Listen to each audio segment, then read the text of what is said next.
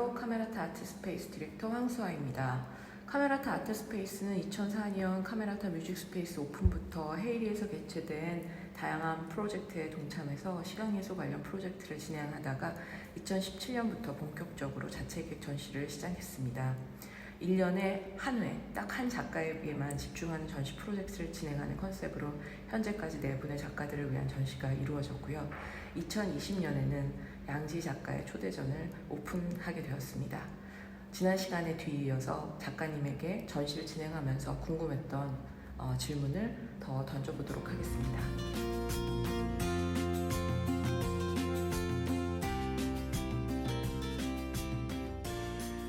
첫 번째 질문은 이번 전시의 주제가 기억이라고 할 수 있는데 그 제목인 기억 상실 중 안목의 풍경이라는 타이틀의 의미를 설명해 주셨으면 합니다.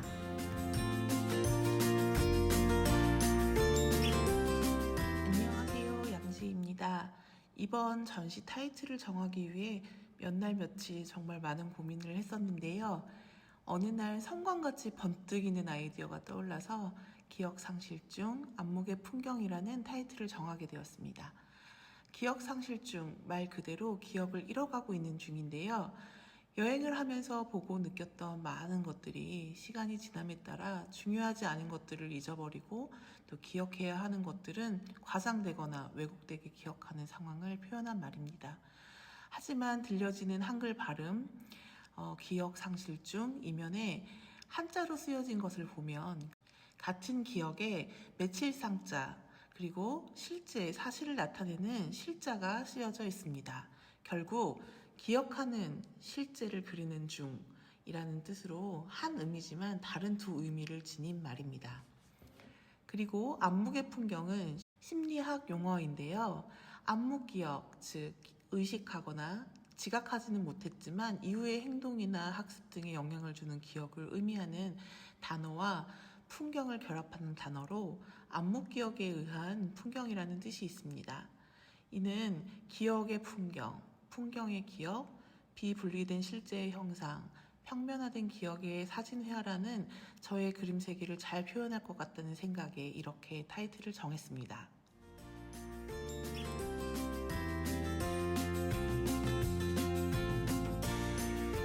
두 번째 질문은 작품의 제목들의 희년, 주빌리라는 단어가 계속 등장합니다.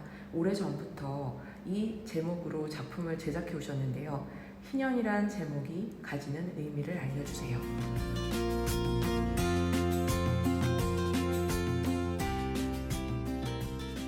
여기에 한 여인이 있습니다. 이 여인은 희년이 되어서 노예의 신분에서 해방되게 되었습니다. 하지만 이 여인의 신분은 해방되었지만 아직 그녀의 삶 속에는 깊숙이 노예의 습성이 남아 있습니다. 이제 이 여인은 광야를 지나 본향으로 가는 그 여정을 통해 진정한 자아를 찾고 회복되게 될 것입니다. 구약성서 레위기에 나오는 희년은 50년마다 모든 땅의 소유를 원래의 소유자로 귀속시키게 하는 법적 제도였습니다. 이때가 되면 포로로 자유민이 되어서 각자 본향으로 돌아가게 됐었는데요. 그러한 희년은 역사에서 단 한 번도 제대로 구현되지 못한 채 끝을 맺었습니다. 저는 그 이유를 유목의 정신이 정주의 욕망을 이기지 못했기 때문이라고 생각했습니다. 저는 앞서 말한 이 여인의 여정을 통해서 만나는 자연과 환경, 사람, 문명들을 통해서 여러 이야기들을 하고 싶었습니다. 인간의 이기, 자연과 신 앞에서 인간의 나약함, 그리고 새로운 희망을 희년의 테마와 함께 풀어나가고 싶었습니다. 전시를 보는 분들은 그림의 상황과 또 작품의 타이틀을 함께 보시면 이해하시는 데 많은 도움이 될 거라 생각이 됩니다.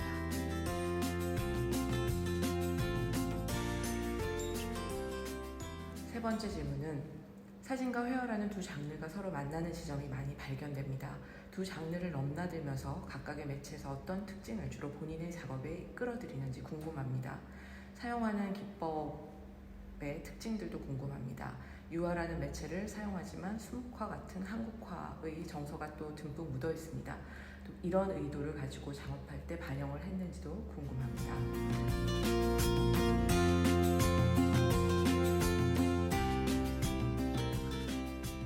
기억이라는 불안정한 하지만 강력한 신념을 만들어내는 정신의 한 부분을 표현해내기 위해서 소위 사람들이 증거로 사용하기 좋아하는 사진을 제 작업에 끌어들여서 마치 요즘 세대들이 프사나 셀카에 뽀샵과 필터를 쓰듯이 자연스럽고 당연하게 또 때로는 뻔뻔하게 사용을 하기 시작했습니다.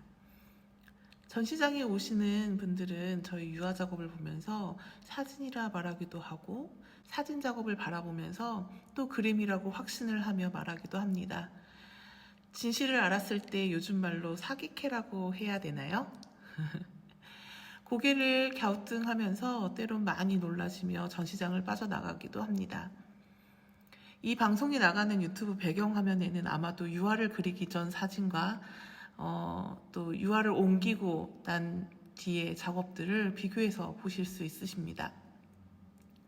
저는 어떤 그림을 그리든지 특유의 동양화적인 냄새가 있습니다.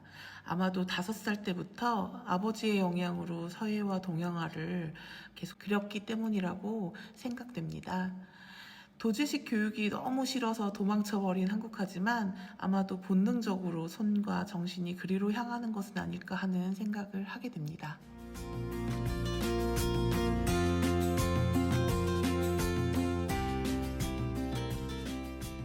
네 번째 질문은 작가님의 풍경들은 세상 어디에도 없지만 한 번은 가본 듯한 친숙함을 줍니다. 이런 가상의 공간, 가상 현실이 만들어지는 과정을 구체적으로 설명해 주셨으면 합니다.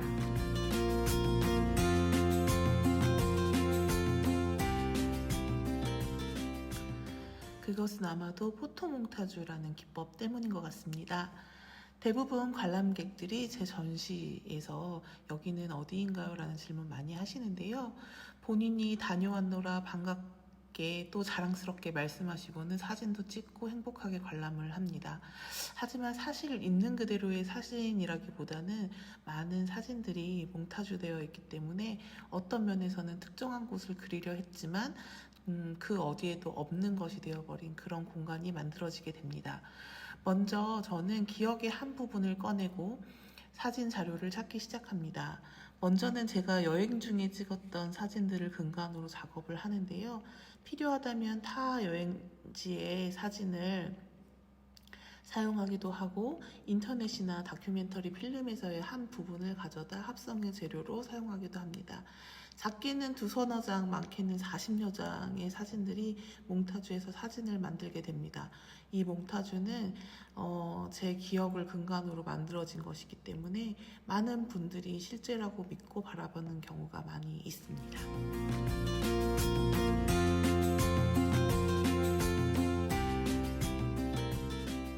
다섯 번째 질문은 풍경화는 궁극적으로 인간이 태어나서 돌아가야 할 자연의 그림자, 즉 죽음의 충동을 내포하고 있다고 생각합니다. 거대한 자연 현상에서 인간이 아주 작게 드러납니다. 이러한 극적인 대비는 숭고, 스펙터클이라는 미학적 측면을 가지는데 작가님에게 작품 속의 자연은 어떤 의미인지요?